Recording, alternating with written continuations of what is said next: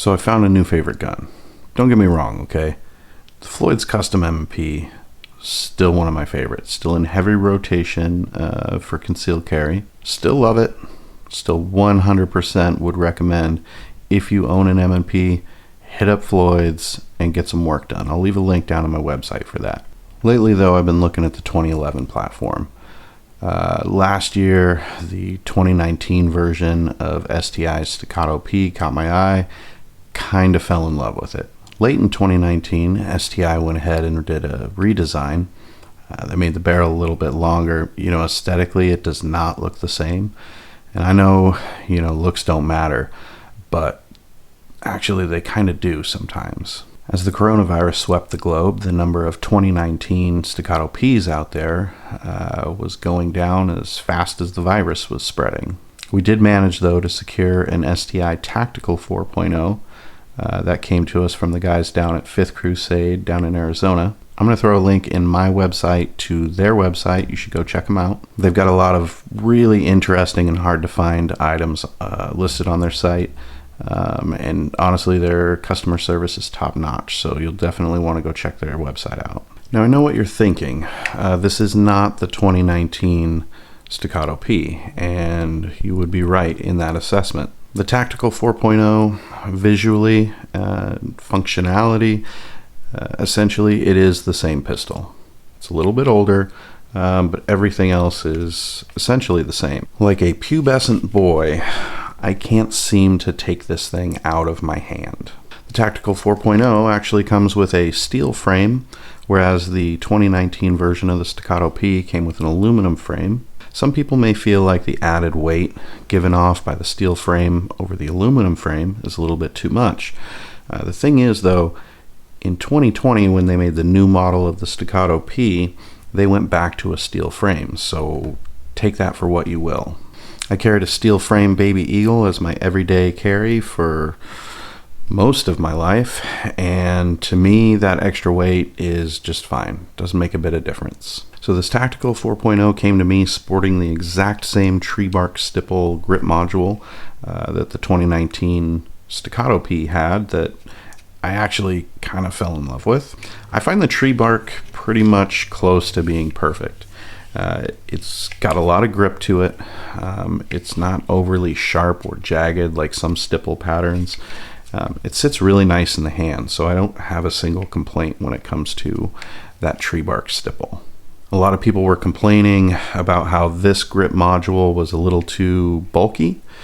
So STI redesigned and came out with a new grip module that is a little bit more slim. Now I've held them both in my hand, and if given the choice, honestly, I'd go with this one. I have medium-ish size hands, and I don't seem to have any issues when it comes to the size of the grip module and my medium hands. Another advantage to this grip module is that it does come with a magwell installed. The new ones don't. I know some people like them, some people don't. The way I look at it, as long as I can still conceal this weapon, I'm all for magwells. Now, I haven't gotten a holster specially made for this yet, but I do have the Phlster Floodlight. It sits in it just fine, and if it didn't have the 20-round mag in it, it's actually just as concealable as anything else that I own.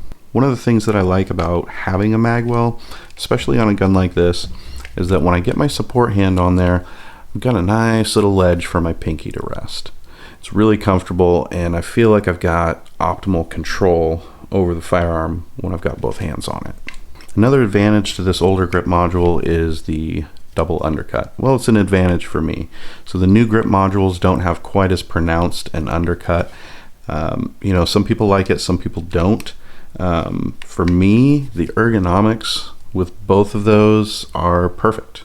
No complaints. Hell, if I had gotten the 2020 version, I'd be busting out the Dremel and trying to get the undercut to match this one, and hoping that I didn't trash it in the process. As you can see, I've got the TLR1 mounted to the gun. I've also got Phlster's arc switches on the TLR1. Having that light mounted to the gun gives me the ability to go ahead and use the Phlster Floodlight holster, which is nice. Underneath of the TLR1, you've got a standard pick rail with several slots cut into it. All of the new guns only have one rail slot cut in them, and just visually it seems like it's cut a little too far forward. Now, if it works for whatever accessory you're mounting to the gun, it works. That's fine. But I personally like having the extra slots cut in there just for that extra versatility. I'm really loving the combination of the green fiber optic front sight post, the blacked out rear sights, and the Delta Point Pro. I wouldn't change a thing with this sight setup. The Tactical 4.0 comes with the Recoil Master guide rod and spring setup. Now I know the new ones all come with the Dawson Precision toolless guide rod system. I'm seeing a lot of conflicting opinions about how those guns shoot with that recoil system. If you have both, leave a comment down below and let me know what you think. So STI has gotten a lot of heat lately. A lot of stuff being circulated about lack of quality control, things like the changes in the warranty policy, issues with kind of leaving competition shooters high and dry so that they can cater to the mainstream market. I don't know. I can't really say. What I can say is this Tactical 4.0 was built by somebody who loves what they do. The precision in the final fitment of all the parts is literally the best that I've ever seen. You will find zero wobble in that slide. It doesn't move at all. The fit between the slide and the slide rails is incredibly tight, but yet still cycles just as smooth can be. I mean, I can hardly put words to it. All the other parts are shaped and blended to perfection. A lot of 1911 type guns, you'll find sharp spots on the safety and you'll have to just kind of smooth those out yourself. There's none of that at all on this gun. There's no sharp edges when you go ahead and put pressure down on the grip safety. Everything is just buttery smooth in there. Whoever put this gun together took their time. They weren't rushed. They didn't speed through anything. They paid close attention to all those little things that somebody like me would pick apart when testing out this gun. It's important to remember these guns aren't for everybody. Yeah, the idea of a precision-built 1911 type 9mm that has a 17 round mag and a 20 round mag is pretty appealing. But then there's the price tag. Is a gun like this with the red dot system worth somewhere in the neighborhood of $3,000?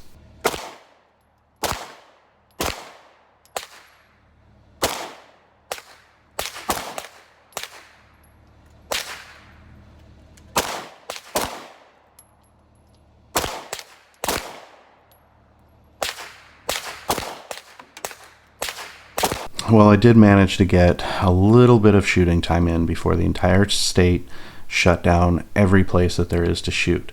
And I'm going to say yes, it's worth every single penny.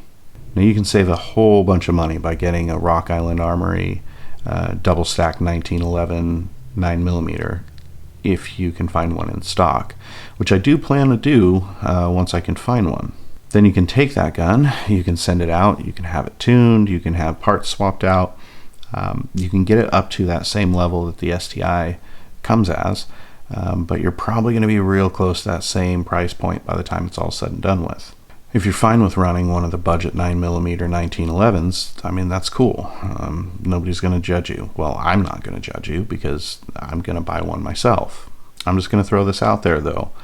This STI is the smoothest shooting gun I have ever fired. It's the most comfortable in my hand.